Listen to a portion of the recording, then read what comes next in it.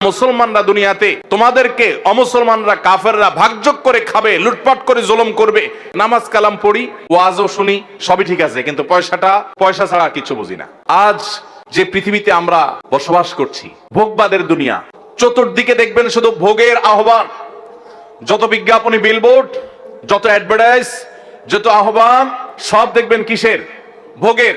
দুনিয়াতে মস্ত বড় খাওয়া দাওয়ার ফুর্তি করো, আগামীকাল বাঁচবে কিনা বলতে পারো, ভোগ করো। আর ইসলাম বলে মানুষকে ভোগ নয়, প্রয়োজন যা তা অবশ্যই তুমি ভোগ করো, কিন্তু তোমার প্রয়োজনের বেশি ভোগ করবে না, বরং ত্যাগ করতে শিখো।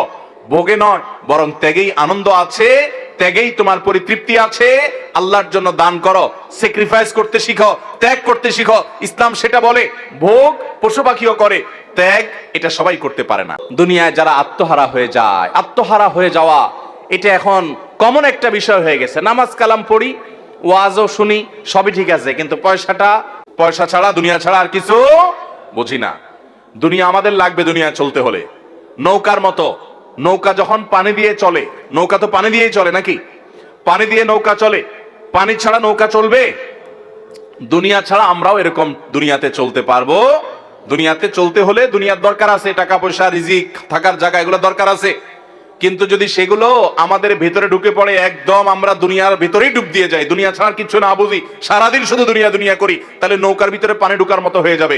ওই নৌকা অ্যাক্সিডেন্ট করবে, ডুবে যাবে, আমরা দুনিয়ার ভিতরে ডুবে যাবো। আজকে সে অবস্থা হয়েছে। নবী করিম সাল্লাল্লাহু আলাইহি ওয়াসাল্লাম তিনি বলেছেন, দুনিয়া এবং দুনিয়াতে যা কিছু আছে, সারা পৃথিবীর সকল নেয়ামতের উপকরণ, ভোগের উপকরণের সবগুলো মিলে আল্লাহর কাছে যদি একটা মাছির দানা পরিমাণ মূল্যবান হতো, তো আল্লাহর প্রতি বেঈমান কোন কাফের, কোন মুশরিক, আল্লাহর কোন অবাধ্য নাফরমানকে আল্লাহ রাব্বুল আলামিন এক যোগ পানিও দুনিয়া থেকে পান করতে দিতেন না।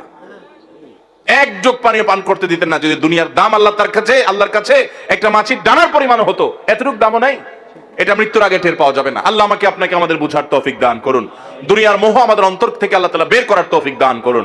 গোটা পৃথিবীতে মুসলমানরা আজ লাঞ্ছিত, বঞ্চিত হওয়ার অন্যতম একটা কারণ এটাও যে মুসলমানরা আজ দুনিয়ার ভিতরে হাবুডুবু খেয়েছে। নবী করিম সাল্লাল্লাহু আলাইহি সাল্লাম তার এক হাদিসে বলেছেন যে একটা সময় আসবে যে খাবার সামনে নিয়ে যেরকম কাফিররা, খাবার সামনে নিয়ে যেরকম খাদকরা টানাটানি করে ভাগযোগ করে খেয়ে ফেলে, তোমরা মুসলমানরা দুনিয়াতে তোমাদেরকে অমুসলমানরা কাফেররা ভাগযোগ করে খাবে, লুটপাট করে জুলুম করবে। কাশ্মীরের লোকদেরকে জুলুম করবে এক গ্রুপ, ইরাকের মুসলমানদেরকে জুলুম করবে আরেক গ্রুপ, ফিলিস্তিনের মুসলমানদেরকে জুলুম করবে আরেক গ্রুপ। এক এক দেশের মুসলমানদেরকে জুলুম করার জন্য এক এক গ্রুপ ভাগযোগ করে নিবে। খাদকরা খাবার যেরকম টেনে ছিঁড়ে একজন আরেকজনে এক একটা নিয়ে আরেকজনকে আরেকটা দিয়ে তারা এরকম খায়, ঝাঁপায় পড়ে, তোমাদের উপর এরকম ঝাঁপায় পড়বে। সাহাবায়ে কেরাম বলেছিলেন, ইয়া রাসূলুল্লাহ, সেদিন আমাদের সংখ্যা কম হবে, সেজন্য নবীজি বলেছেন, না, তোমরা সেদিন অনেক থাকবে, কিন্তু পানির উপরে, বানের পানিতে যেরকম খড়কুটা ভাসে, তোমাদের দাম সেরকম হবে। অমুসলিমদের অন্তর থেকে তোমাদের ভয় তুলে দেওয়া হবে। তোমরা মরণকে ভয় করবে। মুসলমান মরণকে এত ভয় করবে না। মৃত্যু হলে তো আমার আল্লাহর সাথে সাক্ষাতের সৌভাগ্য হবে, এবং দুনিয়ার মোহ তোমাদের ভিতরে এমন ভাবে ঢুকে পড়বে যে তোমাদের অবস্থা এরকম হবে। মুসলমান যেদিন দুনিয়ার মোহকে ছুঁড়ে ফেলতে পারবে, সেদিন মুসলমান আবারও দুনিয়াকে জয় করবে। সাহাবায়ে কেরাম তাদের সামনে বিভিন্ন সম্রাটদের স্বর্ণখচিত রাজমুকুট মসজিদে নববীর সামনে এনে ফেলে রাখা হতো।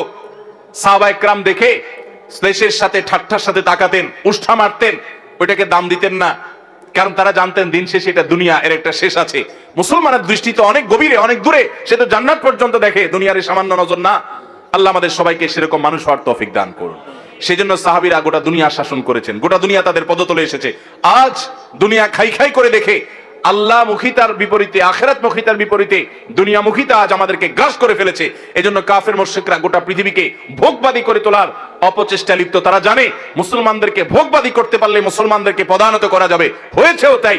এজন্য দুনিয়া, অন্তর থেকে দুনিয়ার মোহকে আমাদেরকে বের করতে হবে।